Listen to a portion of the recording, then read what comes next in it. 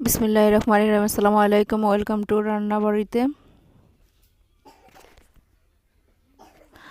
আজ শরীরের স্বাস্থ্যের জন্য খুবই উপকারিতা এক রেসিপি, অনেক মজাদার হেলদি রেসিপি, বিশেষ করে রক্ত শূন্যতাদের মানুষের জন্য। এভাবে যদি আমরা শিং মাছকে ঝোল করে রান্না করে খেয়ে থাকি, সত্যি বলছি অনেক মজা হয়। আমি এখানে সুন্দর করে শিং মাছটা কেটে ধুয়ে নিয়েছি। তারপর নিয়েছি বেশ খানিকটা আলু, বেশ খানিকটা কাঁঠালের বিচি, নিয়েছি ধুন্দুল।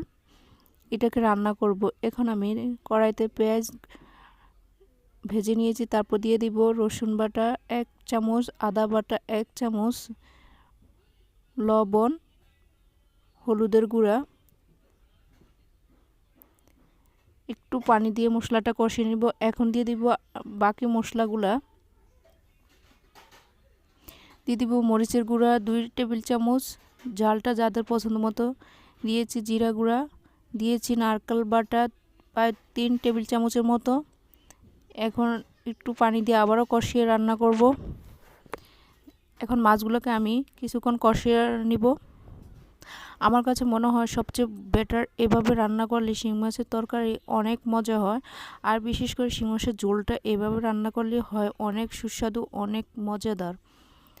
এখন ঢাকনা দিয়ে প্রায় 5 মিনিটের মতো রান্না করে নিব।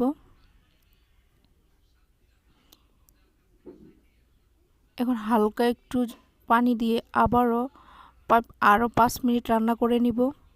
আসলে শিং মাছগুলো একটু বড় সাইজের, যার জন্য শিং মাছ কিছু কিছু শিং মাছ একটু রাবার টাইপের হয়ে যায়, আবার কিছু কিছু শিং মাছ একদম নরম হয়ে যায়। এখন এগুলোকে শিং মাছকে তুলে নিয়ে আমি সবজিগুলো রান্না করে নিব। প্রথমে আমি আলু আর কাঁঠালের বিচি একটু পানি দিয়ে বেশ খানিকটা সময় রান্না করে নিব, 10 থেকে 15 মিনিটের মতো। কারণ আমরা সবাই জানি ধুন্দুলটা অনেক নরম একটা তরকারি। ধুন্দুলটা একদমই সিদ্ধ হয়ে যায়, নরম হয়ে যায়।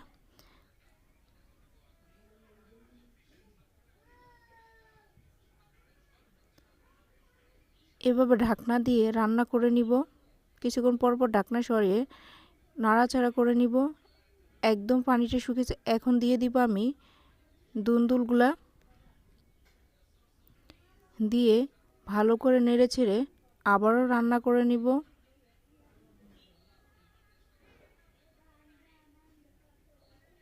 দেখতে যতটা কালারফুল, খেতে অনেক মজা হয়। আসলে এই তরকারির সাথে একটু নারকেল বাটাটা দিলেই অন্য রকমের স্বাদ চলে আসে।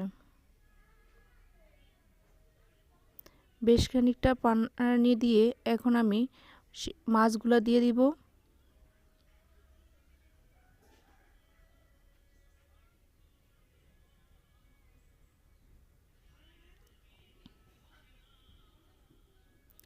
আবার 5 থেকে 10 মিনিটের জন্য রান্না করে নিব ঢাকনা দিয়ে।